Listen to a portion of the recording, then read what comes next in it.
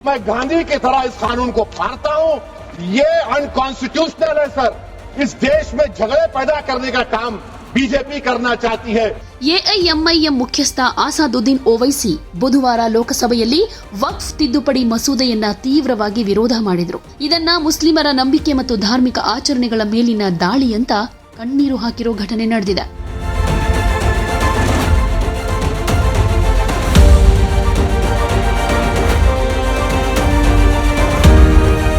मैं इस कानून को कबूल नहीं करता हूं। तो महात्मा गांधी ने क्या किया? उन्होंने उस कानून को फाड़ दिया। तो मैं गांधी की तरह इस कानून को फाड़ता हूं। ये अनकॉन्स्टिट्यूशनल है सर। इस देश में झगड़े पैदा करने का काम। ಓವೈಸಿ ಮಸೂದೆ ಪ್ರತಿಯನ್ನ ಹರಿದು ಆಕ್ರೋಶವನ್ನ ಹೊರಹಾಕಿದ್ರು.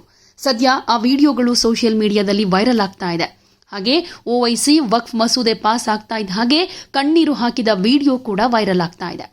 ಚರ್ಚೆಯ ಸಮಯದಲ್ಲಿ ಮಾತನಾಡಿರೋ ಅವರು, ಈ ವಕ್ಫ್ ತಿದ್ದುಪಡಿ ಮಸೂದೆ ಮುಸ್ಲಿಮರ ನಂಬಿಕೆ ಮತ್ತು ಆರಾಧನೆ ಮೇಲಿನ ದಾಳಿಯಾಗಿದೆ. ಇದರಿಂದ ಸಮುದಾಯದ ಹಕ್ಕುಗಳನ್ನು ದುರ್ಬಲಗೊಳಿಸುತ್ತೆ ಅಂತ ವಾದ ಮಾಡಿದ್ರು. ಸಾಂವಿಧಾನಿಕ ಕಳವಳಗಳನ್ನು ವ್ಯಕ್ತಪಡಿಸಿದ ಓವೈಸಿ ಕಾನೂನಿನ ಅಡಿಯಲ್ಲಿ ಸಮಾನ ರಕ್ಷಣೆಯನ್ನ ಖಾತರಿಪಡಿಸೋ 14ನೇ ವಿಧಿಯನ್ನ ಉಲ್ಲೇಖ ಮಾಡಿದ್ರು. क्योंकि आप लॉ में 95 में डायरेक्ट मैनेजमेंट में ले सकते 5 साल के लिए।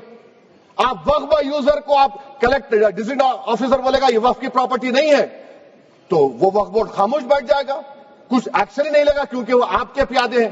अच्छा, जब आप नॉमिनेट करेंगे सर मैं मोदी गवर्नमेंट के खिलाफ नो कॉन्फिडेंस ला सकता हूं, मगर वक्फ बोर्ड का चेयरमैन जो नॉमिनेट होगा उसके खिलाफ नो कॉन्फिडेंस नहीं ला सकते। हम बिल्कुल नहीं ला सकते। क्या मजाक है बताइए आप? ये डेमोक्रेसी है। नॉमिनेट भी स्टेट गवर्नमेंट करेगी। वो अगर डिक्टेटर बन जाएगा जैसा आज भारत में हो रहा है तो वो भी नहीं हटेगा। कम से कम यहां पर तो इलेक्शन है, वहां पर तो आप 5 साल झेलते रहो उसको। अच्छा सर, अब ये जो क्लॉज 11 और क्लॉज 9 आप 16AA से देखिए, where the qualification of the members of the board has been limited only to 3 categories contained in 14(1)(c). Intention is very clear that the majority is to be packed with non-Muslims. So who will defend my interest, sir? ಒಬ್ಬ Muslim ವಕ್ಫ್ ಆಸ್ತಿ ಮೇಲೆ ನಿರ್ಬಂಧಗಳನ್ನು ಎದುರಿಸಬೇಕಾಗತ್ತೆ. ಹಾಗೆ ಅತಿಕ್ರಮಣದಾರ ರಾತ್ರೋರಾತ್ರಿ ಮಾಲೀಕನಾಗ್ತಾನೆ. ಮುಸ್ಲಿಮೇತರರು ಅದನ್ನ ನಿರ್ವಹಿಸ್ತಾರೆ. ಇದು 14ನೇ ವಿಧಿಯ ಉಲ್ಲಂಘನೆ ಅಂತ ಹೇಳಿದ್ರು. ಮಸೂದೆಯ ಹಿಂದಿನ ತಾರ್ಕಿಕತೆಯನ್ನ ಅವರು ಮತ್ತಷ್ಟು ಪ್ರಶ್ನೆ ಮಾಡಿದ್ರು. ಕೇಂದ್ರ ಗೃಹ ಸಚಿವ ಅಮಿತ್ ಶಾ ಅವರ ಭರವಸೆಗಳನ್ನ ನೆನಪಿಸಿಕೊಂಡ್ರು. ಈ ಮಂಡಳಿ ಮುಸ್ಲಿಮರ ಧಾರ್ಮಿಕ ಆಚರಣೆಗಳಲ್ಲಿ ಹಸ್ತಕ್ಷೇಪ ಮಾಡೋದಿಲ್ಲ ಅಂತ ಅಮಿತ್ ಶಾ ಹೇಳಿದ್ರು. ಇದು ನಿಜ ಆಗಿದ್ರೆ ಶಾಸನವನ್ನ ತರೋ ಅಗತ್ಯ ಏನಿತ್ತು? ನೀವು ಶಾಸನಬದ್ಧವಲ್ಲದ ಸಂಸ್ಥೆಯನ್ನು ರಚಿಸಬಹುದಾಗಿತ್ತು ಅಂತಾನೂ ಹೇಳಿದ್ರು. ಈ ಮಸೂದೆ ವಕ್ಫಾಸ್ತಿಗಳ ಮೇಲಿನ ಆಡಳಿತಾತ್ಮಕ ನಿಯಂತ್ರಣವನ್ನ ಕಸಿದುಕೊಳ್ಳುವ ಮೂಲಕ ಮುಸ್ಲಿಮರ ವಿರುದ್ಧ ತಾರತಮ್ಯ ಮಾಡುತ್ತೆ ಅಂತಾನೂ ಆರೋಪ ಮಾಡಿದ್ರು. ಹಿಂದೂಗಳು, ಸಿಖ್ಖರು, ಜೈನರು ಮತ್ತು ಬೌದ್ಧರಿಗೆ ತಮ್ಮ ಧಾರ್ಮಿಕ ಗುಂಪುಗಳನ್ನು ನಿರ್ವಹಿಸೋ ಹಕ್ಕನ್ನ ಕೊಡಲಾಗಿದೆ. ಆದರೆ ಮುಸ್ಲಿಮರಿಂದ ಹಕ್ಕುಗಳನ್ನು ಯಾಕೆ ಕಸಿದುಕೊಳ್ಳಲಾಗ್ತಾ ಇದೆ? ಇದು 26ನೇ ವಿಧಿಯ ಗಂಭೀರ ಉಲ್ಲಂಘನೆ ಅಂತ ವಾದ ಕೂಡ ಮಾಡಿದ್ರು. सर, डिस्प्यूट तो है। मिसाल के तौर पर मोहिबुल्लाह साहब जिस मस्जिद के इमाम हैं, पार्लियामेंट के सामने मस्जिद है सर, 123 प्रॉपर्टीज में मस्जिद है, डिस्प्यूट चल रहा है।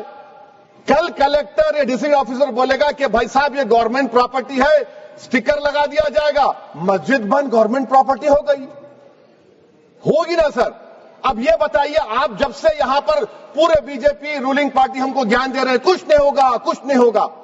मैं दलील के साथ बता रहा हूं आपको, ये मस्जिद दिल्ली गवर्नमेंट बोलती हमारी है, दिल्ली वक्फ बोलता हमारी है। तो सर वक्फ यूजर, अगर मैं अपनी गवर्नमेंट के खिलाफ वक्फ बोर्ड वक्फ यूजर इस्तेमाल नहीं करेगा तो क्या है सर? अच्छा, ये अमेंडमेंट जब हो जाएगा तो मुझे कहने दीजिए सर, सिर्फ प्राचीनों की हिफाजत होगी, मस्जिदों की नहीं होगी। अब सर आप आ जाइए, अगर डिस्प्यूट मेरा एंशिएंट मॉन्यूमेंट से वक्फ का एक मिसाल दे रहा हूं। ಬಿಜೆಪಿಯು ಮಸೀದಿ ಮತ್ತು ದೇವಾಲಯಗಳ ಹೆಸರಲ್ಲಿ ದೇಶದಲ್ಲಿ ಸಂಘರ್ಷ ಸೃಷ್ಟಿ ಮಾಡುವುದಕ್ಕೆ ಬಯಸ್ತಾ ಇದೆ. ಈ ಮಸೂದೆಯನ್ನ ತಿರಸ್ಕಾರ ಮಾಡ್ತಾ ಇರುವುದಾಗಿ ಆ ಪ್ರತಿಗಳನ್ನ ಹರಿದು ಹಾಕಿದ್ರು. ಈ ದೇಶದಲ್ಲಿ ದೇವಾಲಯಗಳು ಮತ್ತು ಮಸೀದಿಗಳ ಹೆಸರಲ್ಲಿ ಸಂಘರ್ಷಗಳನ್ನ ಸೃಷ್ಟಿ ಮಾಡುವುದಕ್ಕೆ ಬಯಸೋ ಬಿಜೆಪಿಯ ಉದ್ದೇಶವನ್ನ ನಾನು ಖಂಡಿಸ್ತೀನಿ ಅಂತ ಆಕ್ರೋಶವನ್ನು ಕೂಡ ಹೊರಹಾಕಿದ್ರು. मुसलमानों को जलील और रुस्वा करना है, मुसलमानों को दूसरे दर्जे का शहरी बनाने का इनका मकसद है। सर अगर आप हिस्ट्री को पढ़ेंगे तो महात्मा गांधी उस वक्त के व्हाइट अफ्रीका में सफेद फार्म अफ्रीका के कानून को महात्मा गांधी ने कहा था कि ये मेरा कॉन्शियंस इसको मानता नहीं है, मैं इस कानून को कबूल नहीं करता हूं।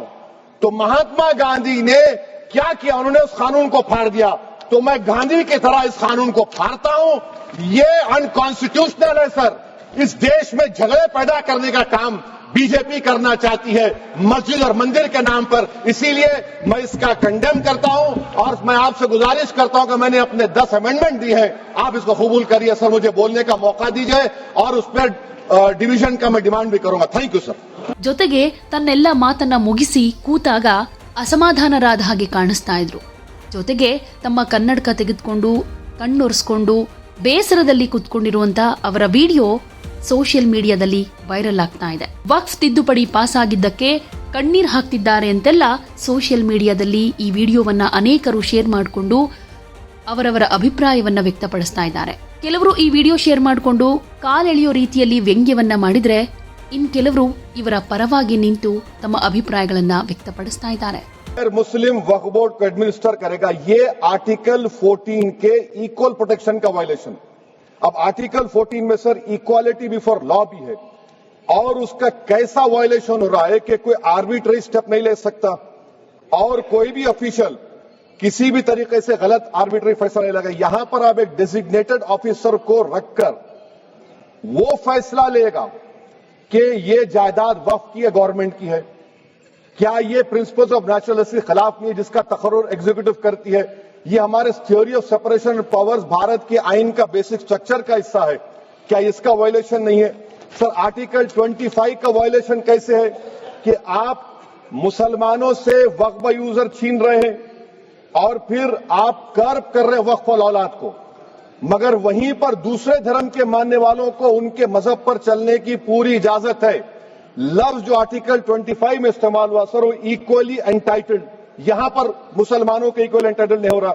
अभी हम गृह मंत्री का, वजीर दाखिला का यहां पर उनका हमने तकरीर सुनी, यहां पर वो ये कहते हैं वजीर दाखिला, शायद वो कटमुल्ला की जबान ना कह दें वजीर दाखिला कहने पर, वजीर दाखिला ने अपने बयान में कहा कि बोर्ड और काउंसिल जो होगा वो इस्लाम से अलग है।